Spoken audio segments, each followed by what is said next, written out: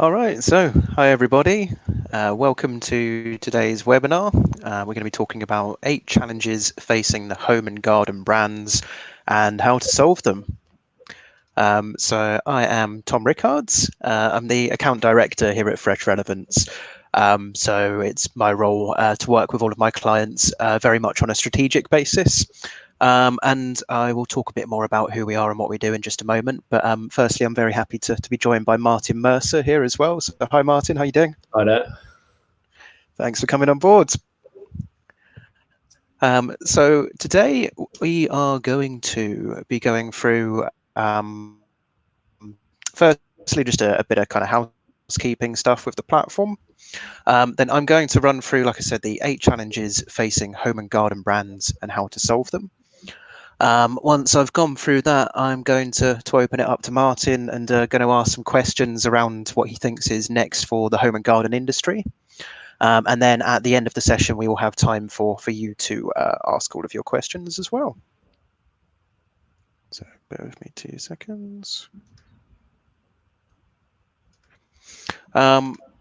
So yeah, housekeeping, just within the platform itself, there is a live chat section. So do please jump on there and say hello to everybody and get involved. And there are also options to put questions. So like I say, if you have any that, spring to mind as we're going through the presentations, please do shoot them in. And then hopefully we'll have time to answer them off at the end of the session. So, like I mentioned, first of all, just a quick bit about who Fresh Relevance actually are. So Fresh Relevance, we're a versatile decision and personalization platform for commerce-driven businesses. The platform gives you the power to maximize customer experience, conversion, and loyalty, and it offers an incredibly wide range of personalization tools and integrates with all of the elements of your existing tech stack. It also tests and automates decisions for you so that the right content is always put in front of the right customer. It can gather data wherever customers go, and then it brings it all together in one place with any existing data that you have, then showing real-time behavior and insight combined with the power to actually act on it.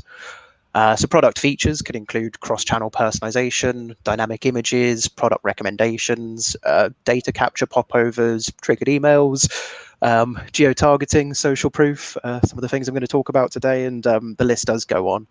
But ultimately, we help digital marketers achieve their goal of boosting customer loyalty and revenue by creating an optimized journey across all of your channels and devices. And on average, customers see 25% of their online sales influenced through Fresh Relevance. We currently have over 500 sites that are using the platform. And here, obviously, you can see a selection of some of the home and garden brands that we're working with. And yeah, some of them that I'm going to show you some lovely examples from too.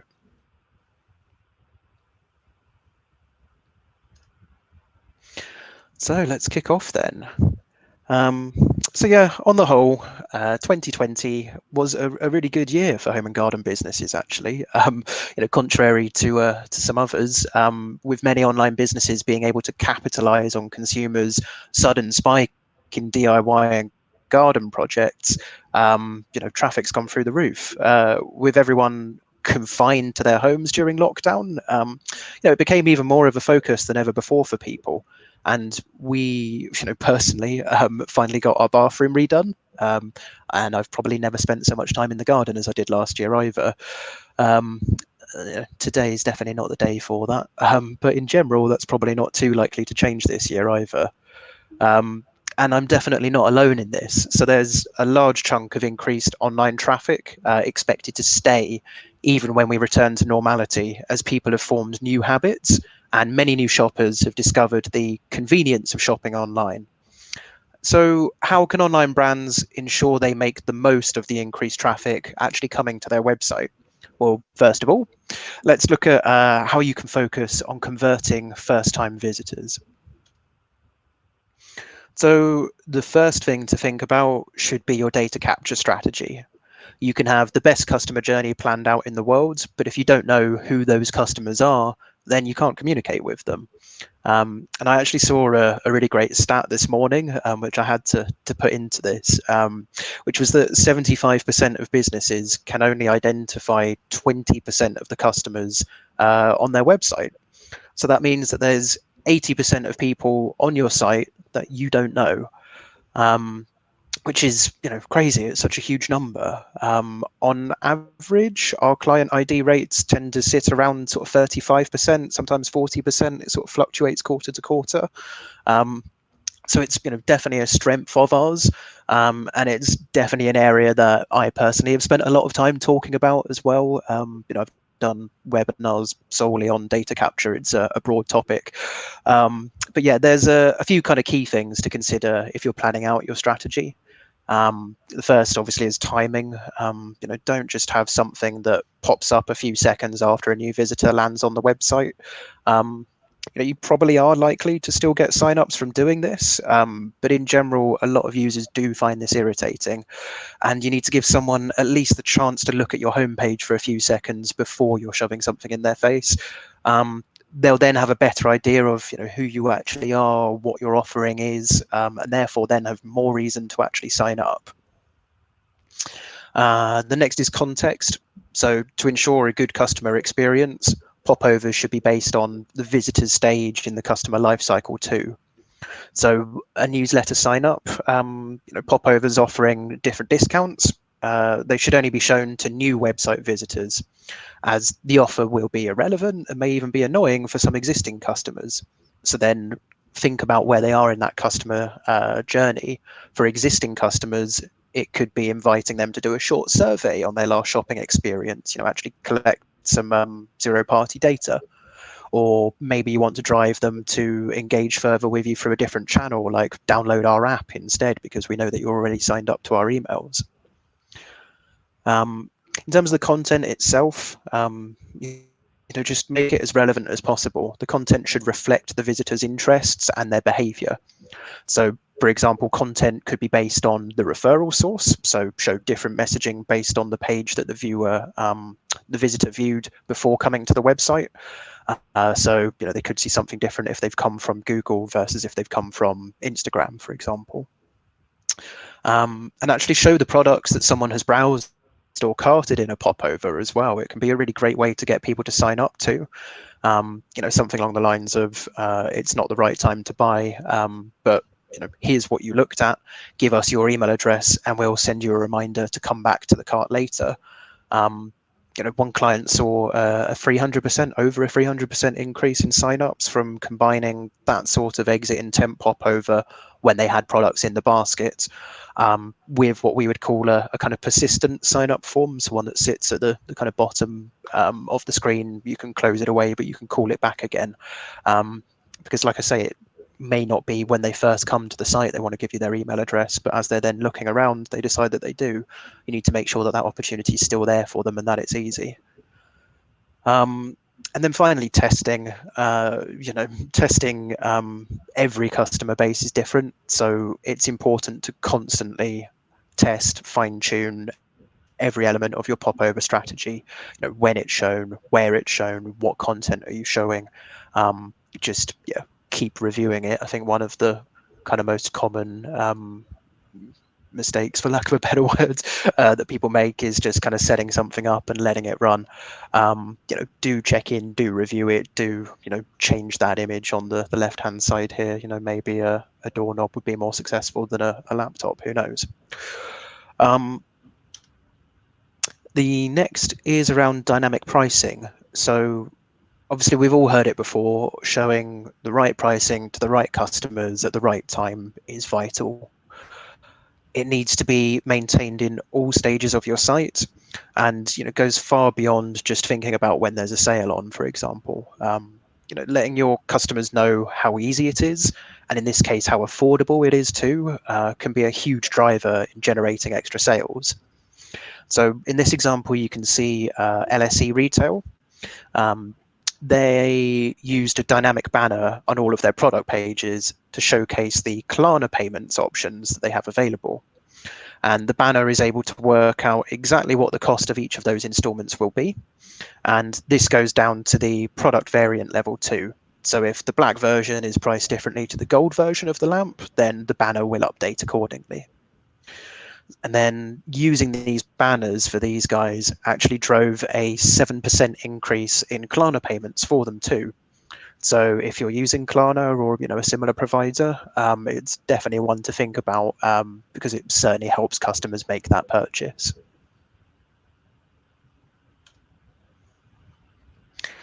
Then another key tactic for that early stage of the customer journey is trending product recommendations. You don't know who these people are at this stage if they're not yet your customers. I mentioned 80% of them you don't know. So the trust in the crowd is a really kind of key thing to then draw on. I've often spoken about the sheep effect before. People are drawn to what other people have, and they see this as a source of inspiration.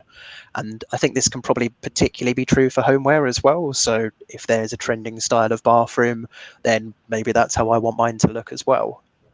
You can take this a step further by considering things like social proof tactics, displaying icons that say so many people have bought this or viewed this recently. I'm actually going to show you some of those fairly soon as well. And pairing that with things like product ratings and reviews, that extra kind of element to push those first time buyers within product recommendations, pairing those two together can be a real tactic for success.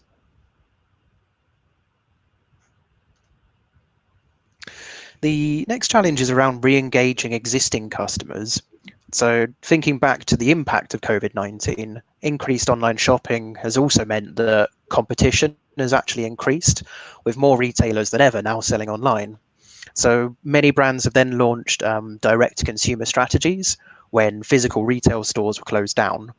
So with that in mind, what can you actually do to keep existing customers engaged? I mentioned discounts in the data capture stage, and they're a great re-engagement tool too. So this example from Howden is one of my favorites from Black Friday recently. So here you can just see the email that they had set up. Sign up, not sign up, you're already signed up. So you get 20% off of our Black Friday sale before anybody else does. The really nice thing about this is when somebody actually clicked through from this email, they then saw the same banner on the homepage and the relevant coupon code, so that they could actually use that 20% before anybody else. If you hadn't clicked through from the email, then you just saw the normal flowery banner on the homepage instead. And another really kind of interesting stat I read again this morning in a really good report was 27% of companies use dynamic content on their website, but over half of businesses are planning to actually introduce it this year. So again, that's a huge chunk of people that aren't yet using dynamic content just on site. So if you can get your email content and your web content tied up together and speaking as a combined channel or joining the channels together, then you're definitely getting ahead of the curve on that one. And it's such a kind of simple thing, but you'd be surprised how many people don't kind of join up the dots. Now, most of you will, I'm sure, already have at least some form of basic cart abandonment campaign in place. So what can you be doing to actually make it more effective, I think is probably a better question than just saying start doing them. I mentioned earlier that ID rates are really key, because obviously the more website visitors that you can identify, the more cart emails that you can send, and then the more revenue that you'll recover off of the back of them. So it's really important to use a triggered email solution that also recognizes shoppers when they aren't logged into their customer account. So for example, we also identify the shopper when they click through from an email, and we can identify shoppers across multiple devices as well. So they can return to the same shopping cart no matter which device they're on. I was browsing on my phone in the morning and I've come back on my desktop, then I'm still going to have those same baskets there as long as I'm identified on them. Which on average means that our clients generate about 14% more sales through triggered emails. And another way that you can make triggered emails more effective is by sending a series of messages instead of just a single email. So you can follow, roughly the same template across different cart abandon messages, but the content of it should be different. The first message serves very much as a kind of customer service reminder, but then make sure that you're upping the urgency in the language that you use for the second or third messages. Um, test different send times as well. So is half an hour or an hour more successful for you to get that first message out? I think sometimes people can be quite cautious about messaging too soon. But typically, I tend to see results are far better with quicker send times. And there's a Forrester stat that I've been quoting for quite a while now, which is that 90% of carts go dead within that first hour. So if you're just getting that reminder out, at least, that it's there so that they can come back to make that purchase when the time is right. And yeah, on average, our clients increase performance of their triggered email program by 21% when they have multiple messages in that cart abandon. So if you're still only sending one, then definitely think about adding further stages to your program as well.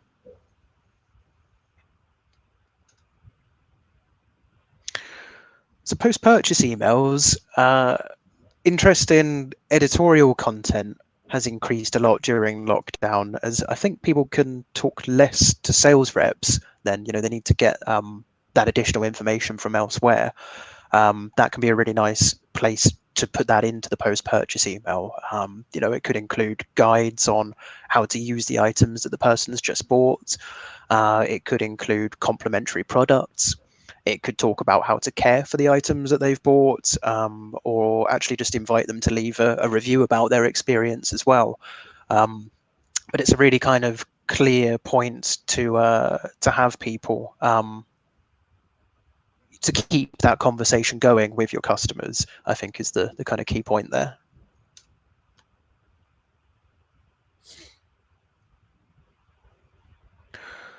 So the next is understanding buyer affinity, and actually how do you act on that as well. So it's common knowledge that each of your customers have specific brand preferences and browsing or buying behavior. Um, their experiences on your site should reflect that. In home and garden e-commerce, shoppers are often browsing with a clearer idea of what they're looking for. So offering irrelevant products just increases the risk of them leaving your site to shop elsewhere, which obviously we're all keen to avoid. Segmentation helps home and garden retailers determine which product types, price affinities, brands, categories actually convert your customers the most. And in addition, you can do things like split testing these different strategies to see what's working and what's not for your brand. So FFX do this really nicely within their emails, both their cart and browsers. You'll see the banners and the recommendations update according to the products that are in the basket or that have been browsed. This is crucial, particularly for tradesmen. In this case, if I'm using a Makita drill, then I need the Makita batteries and the Makita drill bits and all the other corresponding items that go with it. So if you're then going to show me a load of default items in my product recommendations, it's not going to work for me.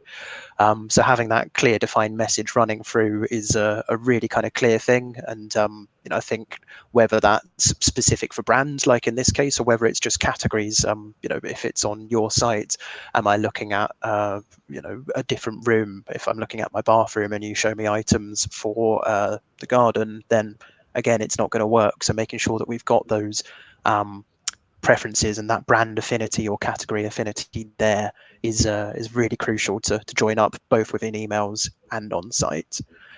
And then exactly the same thing when it comes to price as well. I think this is something that's quite often overlooked.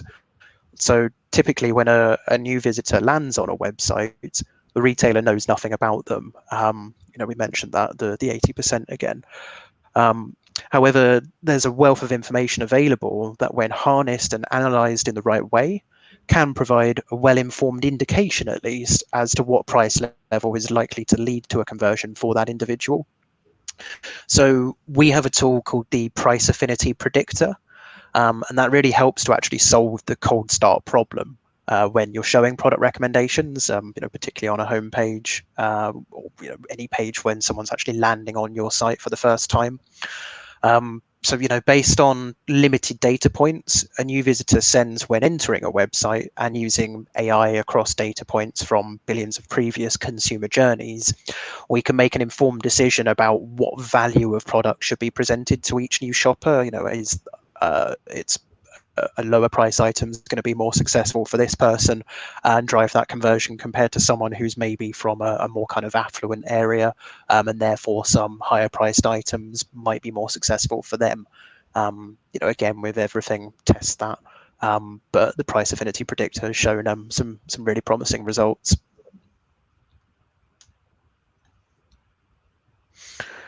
So next is boosting product discovery. What can we actually do around that? Definitely a challenge that a lot face, particularly with large catalogs as well. So when you've got, like I say, a large catalog containing a wide variety of products, many home and garden e-commerce retailers are going to struggle to maximize product discovery for customers. And then that, coupled with the fact that home improvement and decor products often tend to be parts of larger purchases, that then makes it difficult to increase product discovery and encourage shoppers to actually purchase at higher quantities. So you can look at creating explicit and dynamic product bundles to help the shopper discover items that they are typically purchased alongside whatever it is that they're currently viewing. FFX again combine this high converting social proof and product recommendation tactic on their homepage to actually inspire website visitors to check out the most popular items. Here are the best sellers, and here's our brand of the day. In this case, it's Makita. I mentioned around that, brand affinity being a really key one for them. Equally, LSE Retail use product recommendation carousels on their product pages. So they've got the heading there, you may also like, to catch the shopper's attention. And displaying product recommendations enables retailers to showcase a wider range of their products. And actually giving customers an extra dose of inspiration, it helps them find the right product actually for them. And LSE Retail in particular have quite recently just published a case study with us, where one of the results is a 3% revenue uplift just from the recommendations on their PDPs in these carousels. So if you're not doing something like that, then absolutely do. Or if you've got them in place, but they're quite often when I speak to clients that are first coming on board, they're kind of hard coded in, and that's very time heavy, and takes a lot of resource out of your team.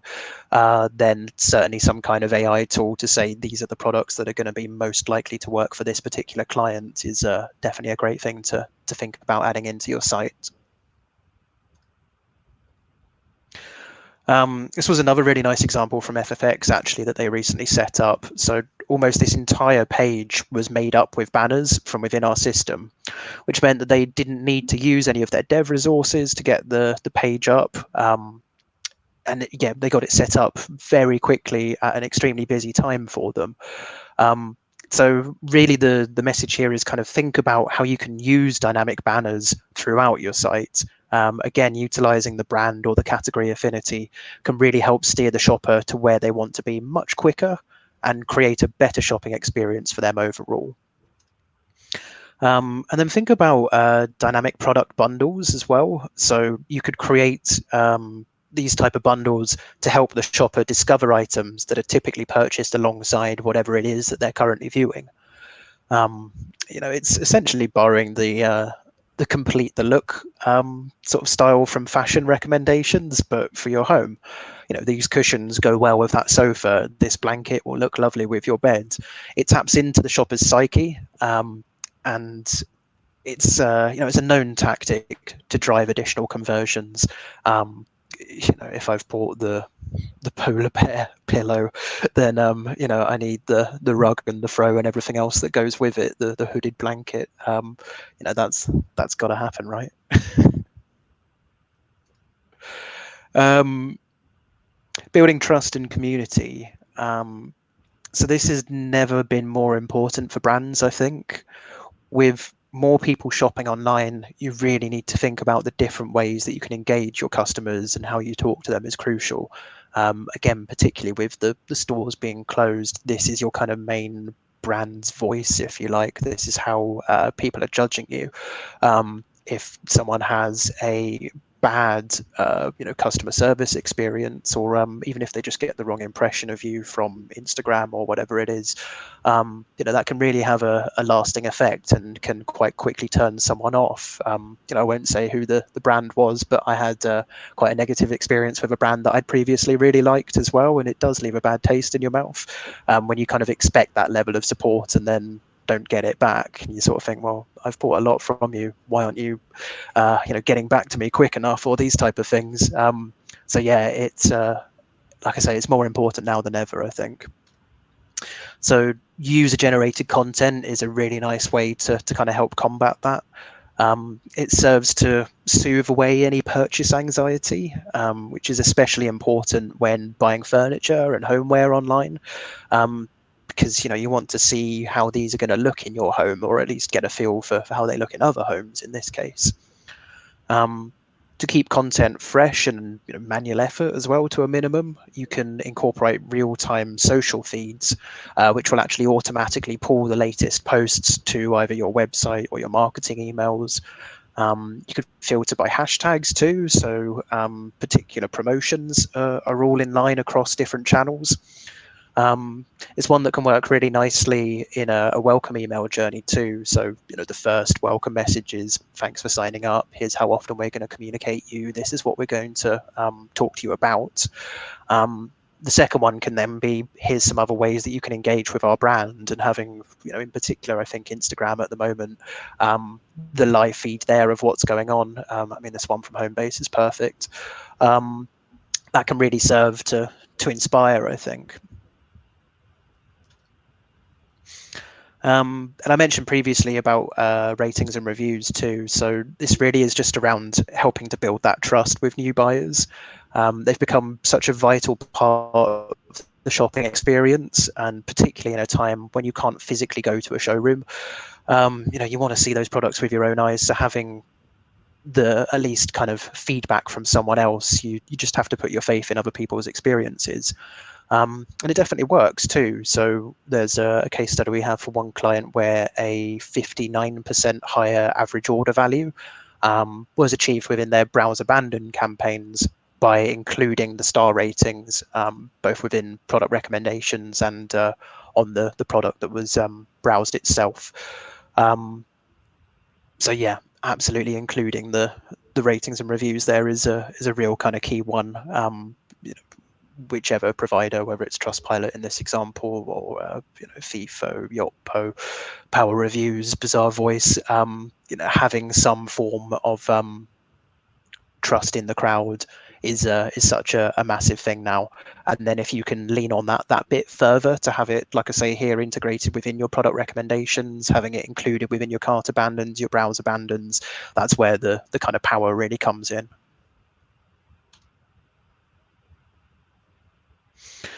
So then keeping your content in real time is really crucial too. Whether it's encouraging a purchase or just avoiding telling someone that something is in stock when actually it isn't anymore. Ensuring that you're displaying the right things to people is just crucial. So generating urgency is a really kind of huge technique for driving extra sales. Popularity messaging is a great way to do this. It's the online version of a large group of customers crowding around one product. It shows online customers that the products that they are looking at are actually in demand. And it plays on that wisdom of the crowd again to drive a purchase decision. So Homebase use the popularity messaging alongside their product recommendations in their marketing emails to really great effect, as you can see here. If I know that 542 people have viewed this, or even better, have bought this recently, then that tells me that it's a popular item. So chances are I might want to do the same. And seasonal sales obviously traditionally drive footfall into the showrooms. So your e-commerce homeware stores need to drive the same excitement and urgency online. Countdown timers are a great way to do this too. So Victoria Plum use a dynamic countdown timer in their email marketing to draw shoppers' attention to their sale deadline, which increases urgency and decreases the click to purchase, as customers know that they have a limited amount of time there to actually get these products. Another a really nice example of that is like a countdown to next day delivery cutoff point. So you've got to order these products before 5 o'clock to get them tomorrow. It's 4 o'clock and I've got an hour countdown ticking down in my cart abandon email. That's something that's really powerful to create that extra element of urgency to drive that purchase today rather than tomorrow. Yeah, this is another great example of trending products on OP Oil's homepage. So the fire icon, it just helps to install the idea that these are popular items and you should grab them while they're hot. Another really brilliant tactic is price drop alerts. So one surefire way to ensure that your customer has a really bad experience is to promote out-of-date discounts in your marketing. But I'm willing to bet that you want to provide your customers with an experience that actually keeps them coming back for more. So make sure that you use these type of real-time dynamic pricing in your emails, actually prompting discounts and deals to avoid that customer frustration. And price drop alerts serve to encourage price-conscious shoppers who frequently browsed a particular item but might have been hesitant about the price tag previously. When they then get that email through saying this is now dropped in price, are you still interested? Chances are you're going to see a good result off the back of that. Back in stock triggers work in a very similar way as well. They're another great way to drive purchases whilst keeping the conversation actually relevant for customers. You looked at this when it was out of stock. It's now back in, so hopefully you're still interested. It's also dropped in price, even better.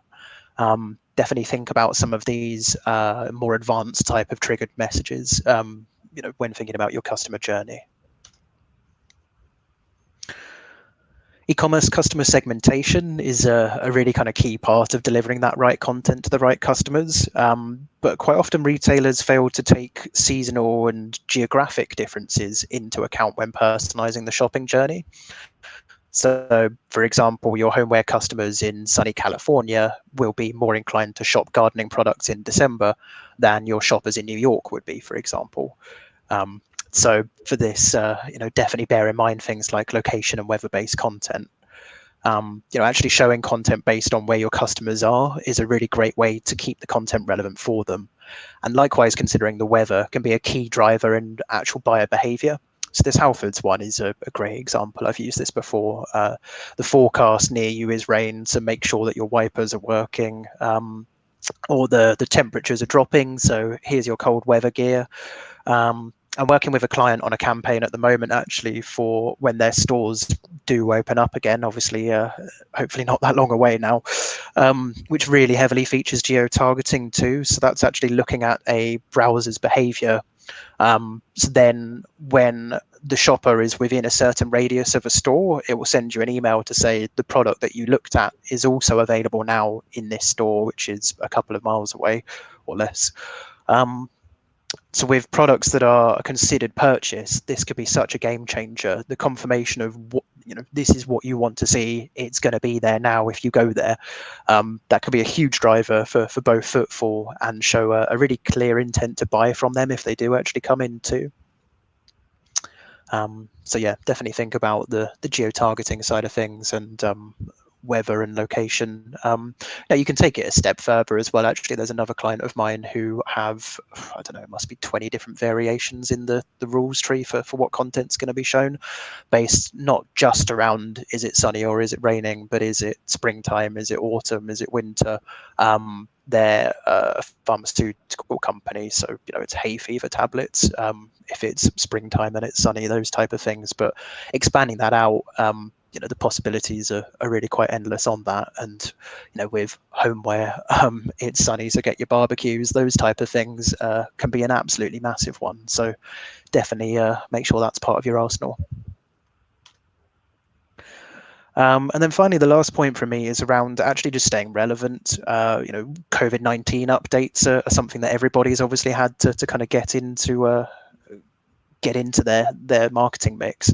Many home and garden retailers work with multiple suppliers who have their own supply chain and distribution processes. In the context of COVID-19, obviously, this may impact how and even if shoppers actually receive their orders. And the same applies to things like Black Friday, the holiday season. But yeah, for large purchases or heavy items, sofas, tables, etc., many shipping companies are not actually delivering products into a customer's home as well. So it's up to the customer to arrange how they can do that if they haven't got the ability to lift those kind of things. So you just need to be really clear in terms of what you're actually able to offer and when. So yeah, transparency is key. Make your shipping conditions as clear as possible across your website. You could use a combination of pop-ups or different banners throughout the site to communicate this. And actually, the ability to keep these sort of banners updated and in real time is absolutely crucial to managing a client's expectations too. If they're going to make that purchase from you, it could be the difference between firstly them buying or not, but actually them buying and knowing it's going to take a couple of weeks for something to arrive versus not knowing that and then being an upset customer when it takes longer than expected. So yeah, just manage those expectations, I think, is the crucial point there. So yeah, a lot of the content that I've run through there and a few other examples as well is available in our Ultimate Home and Garden CRO Lookbook. So do please go and download that. If you have any questions at all, then here are my contact details, or you can find me on LinkedIn. And yeah, do feel free to drop them into the questions box too. So yeah, I'm now going to open it up to Martin. How are you? Hope that was all good. Yeah, good. Thank you. Good. Thank you. Yeah, looking forward to taking some questions. Fantastic. So yeah, what's next for the home and garden industry then? I've spent a long time talking about how the last year has affected things. Have you come across any particular customer experience challenges in the past 12 months? Yeah, I'd say there's been a lot of challenges over the last 12 months. However, I don't think these have been really created by COVID. I think, my impression is that most of these challenges already existed. I think COVID has shone a bit of a light on these challenges and maybe accelerated the need for change. As an example, I work in the trade industry, and people and trades businesses are notoriously resistant to change. Being seen as old school is a bit of a badge of honor, sign of quality and craftsmanship. Yet most tradespeople will use banking apps and purchase online. In one of my previous roles, I saw it time and time again, what we would refer to as the distressed purchase. The plumber is underneath the sink, it's leaking. He hasn't got the relevant trap on his van. He's on his phone, he's looking for the location that's got stock of the product that he needs at a reasonable price that is in stock locally in order to get out to the place, pick up the part, get back and get the job done as quickly and as efficiently as possible. The time is money to tradespeople. That's the geo-targeting example I was talking about as well. It's vital. Absolutely. One of the things that we did sort of in the last year to ease the burden of our customers unnecessarily coming into the depots was to introduce an online account management solution, but primarily aimed at our credit account holders. It was just designed to answer a few simple questions when we went out to do the research with our customers. It was around, tell me how much credit I have available. Obviously, really important if people are going to continue to purchase, because a lot of our customers purchase on credit. Tell me how much I owe and when I need to pay you, and let me pay the way I want to pay. And within the first 12 months, this was pretty successful. 30% of our highest transacting account holders were onboarded to the system, paying back over £120 million worth of lent credit. So again, it's about seeing the challenges that your business has. One of the other things that we did, obviously the beginning of lockdown, people couldn't get into our depots to have design consultations. So we had to mobilize very quickly, and within 2 weeks we'd managed to launch a remote design service, feeding out design requests to all of our depots. And within the first week of launch, we had over 1,200 design requests. So again, it's about facing into the problems, not trying to answer problems that don't exist just because something looks shiny and it's a new technology. It's answering real world problems. And I'd definitely say that the pandemic has played into the home and garden industry's hands. It really has. People have definitely chosen to reevaluate the space they have at home. They're spending more time in their homes. The jobs that perhaps they've been meaning to get round to, they've actually been actively trying to complete these tasks. And I saw some way more of them as well. Yeah, and shaming everybody on Teams, because I think I saw something the other day of bookshops selling books by the yard. Want to appear quite highbrow, Dickens and the classics, Shakespeare, and that everyone wants bound leather novels and things behind them to make themselves look very highbrow. I thought that was quite amusing. Company made a killing. Yeah, but actually, there's some interesting statistics from one of the big, building society and lenders out there the other week saying, COVID-19 under lockdown had prompted 40% of homeowners to bring forward home improvement plans. Another one was 61% of UK homeowners carried out a DIY renovation project within one of the two lockdowns, and 81% plan to make more changes to their home within the next 12 months. So, wow. Yeah, I definitely think that it is something that's definitely played into the hands of our industry, really. Yeah, we've definitely got a captive audience in that case then. I guess with that in mind then, what are your priorities for the rest of the year for 2021 when it comes to optimizing the experience? What's next for you? Well, just a couple of weeks ago, we launched an anytime ordering service. On the face of it, this was kind of it's an extension to what we started doing at the beginning of the pandemic with a call and collect service. And on the face of it, the anytime ordering would just look like any other e-commerce offering. But we're all about that trade relationship between our depot managers and the tradespeople. So hidden behind every single login is that customer's unique confidential pricing, all fed by a pricing engine maintained by their local depot. That's over 140,000 individual price files over 740 depots nationwide. So all of those customers having tailored pricing based upon the items that they purchase. This effectively allows our customers to transact with us and create quotes out of hours, something they've never been able to do previously. And it brings the Howden's unique proposition to our customers 24 hours a day, 7 days a week, 365 days a year. So yeah, it's about our proposition being brought online.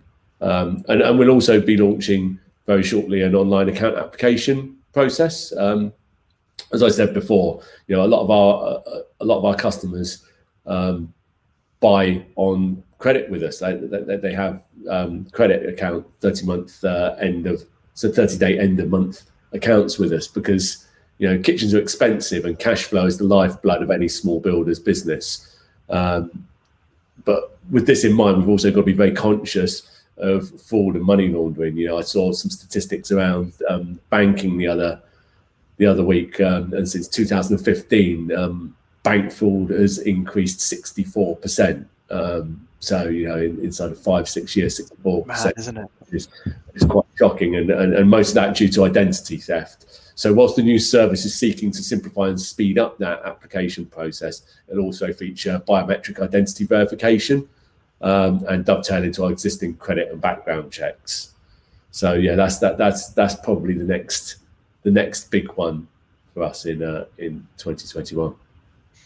Wow, yeah, those fraud stats are crazy, aren't they? Yeah, it's hard to believe, really, but I guess if transactions now are predominantly online, fraud will predominantly be online. If people aren't going into stores, it's just crime just changes, based upon the opportunity that's available. In the same way that we capitalize on the opportunities that are put in front of us by being able to actually reach a broader audience. You've just got to face into these things. Definitely. So do you have any tips for retailers looking to move existing business? We've mentioned a lot about physical stores being closed down, looking to move online. I think my advice to anyone trying to move their business online is don't look at what other people are doing. Don't try to replicate models set out by other people in the industry. Marketplaces are great. You're never going to be Amazon, right? You can't compete on that level. What you need to do is find what is unique about your offering. Why do your customers keep coming back to you, and then figure out how to leverage technology to bring that proposition to your existing customer base, whilst expanding your reach, finding new markets and new customers. Just don't try to. It's not a cookie cutter. There is no out the box solution that says this will make your business a successful online business. Yeah, totally agree with that. I think again it comes to the kind of brand voice point that I was talking about as well. You need to have that identity and keep it your own. Like you say, definitely don't try and copy what someone else is doing. You need to have that that unique USP for them to come to you instead. Yeah, completely.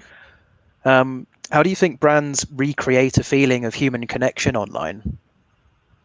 I think this one's a really interesting one. I've got a really sort of left field sort of answer to this one. Really, we all know that human connections, are really, really important. Quite simply, we can forgive a person for making a mistake, but we can't forgive a machine. And it's something that we use a lot in UX, is trying to solve problems in that way.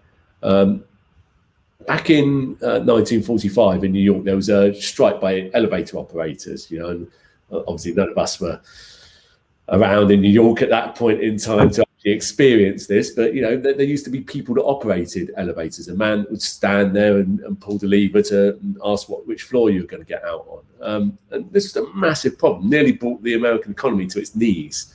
And all of these big businesses went back to the elevator companies to find a solution. And they said, well, we had one, but you weren't too keen on it. It's the automatic elevator.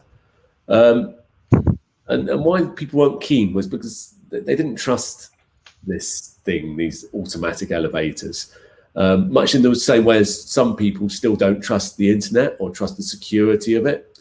So how did they get around the problem? What they did is they introduced a phone, so that there was a person that you could call if something went wrong.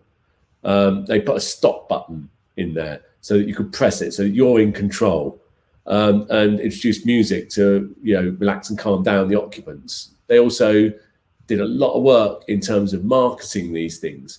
And in order to do that, the marketing featured children and elderly people, because of course if a child can use it, and if an elderly person isn't scared of it, it's going to be all right. Yeah. So I guess in the modern day equivalent, chatbots could be seen as the modern day equivalent. But for me, it's just about making it easy for the customer to communicate with the right person. That's what creates that connection. That's what gives people that assurity of service, that there's some redress or a way of alleviating any fears, uncertainties, or doubts that they may have. But a prime example of this would be, if a customer has got an account inquiry, what we've done within our account management solution is we surface the details of their credit controller within our credit control department, so that they can get the answer they want quickly without needing to search the site for some generic contact details, phone up and be passed from pillar to post in trying to get to the right person and get the issue resolved. I think we've all seen cases where we've been on websites trying to contact the company, and then you go through some sort of automated telephone tennis thing where it's telling you to go to this person, then to another person. You press the wrong option and you end up back at the beginning, having to hang up and go through the whole menu again. Stuck on hold for another hour. Yeah, exactly. Likewise, if it's a product inquiry, direct them to a depot or to a store or customer service representative that's able to answer their question in a timely fashion. I don't believe it's a purely digital problem, creating that human connection. I think it's one that needs to be backed up by your service proposition. Okay, so last one from me then before I open it up to some outside questions from the people watching. What is your vision for the future of physical stores post-COVID? You know, we've seen a lot of click and collect and that sort of thing. What do you think is next on that front? Yeah, I think click and collect's a prime example of that. But it's all about convenience. Convenience has always been the driver for change in the retail economy. If you take food shopping as an example, go back to the 1940s. The average family, there would be one breadwinner, no electric fridges or freezers, no car. So convenience was local shops, walking distance, with fresh produce.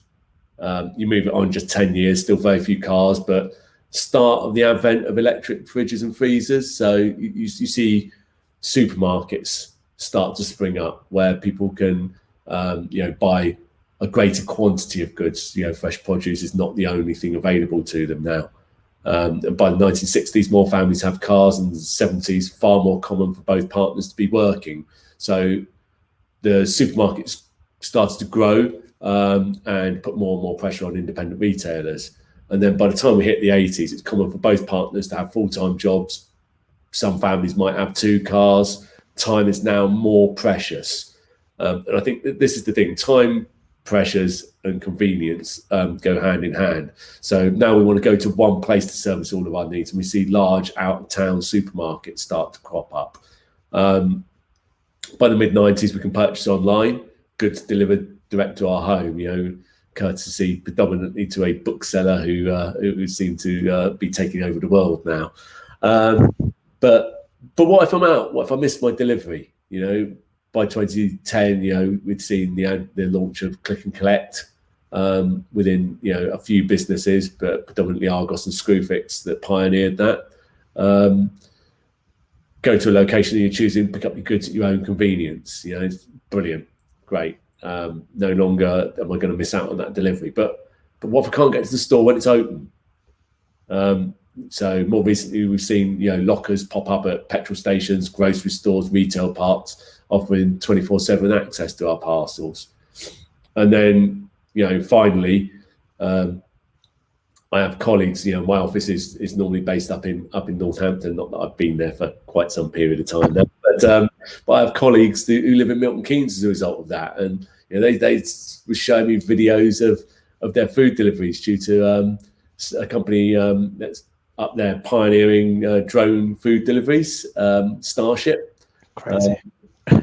You can simply order your goods online, book your delivery time slot, and track your delivery on an app as a robot makes its way to your door with all bags of shopping in it. And I believe they signed a contract with Just Eat now, so they must be making a killing considering what the takeaway market, how that's kind of grown during the pandemic. Definitely, yep. I guess from my perspective, big box stores now they're convenient. They're expensive on rent, heating, and lighting for businesses to run. They're notoriously inefficient in terms of their stock management. Has someone picked up that item that you're looking for, got it in their basket, making their way to the checkout? Has someone picked it up and put it down on another shelf? It's almost impossible to have the stock accuracy required to transact online and prevent customers having wasted journeys to store. So I think that model will change. We've seen a lot of large-scale warehouse-style retailers disappear from the high street. I think we will start to see more small outlets that serve as collection points and showrooms that just provide a way to touch and feel the goods without the need to carry huge inventories. So I think this is more the future for stores, collection services, and kind of retail in general, regardless of sector. Perfect. Okay, well, thanks very much, Martin. We've got 5 minutes left, and there's a couple of questions here, so I'm just going to jump onto those. But yeah, thanks again for that. Some really great insights there, and definitely keen to see what happens over the next year and onwards. So one here, which funnily enough I was asked not long ago, actually, by another client.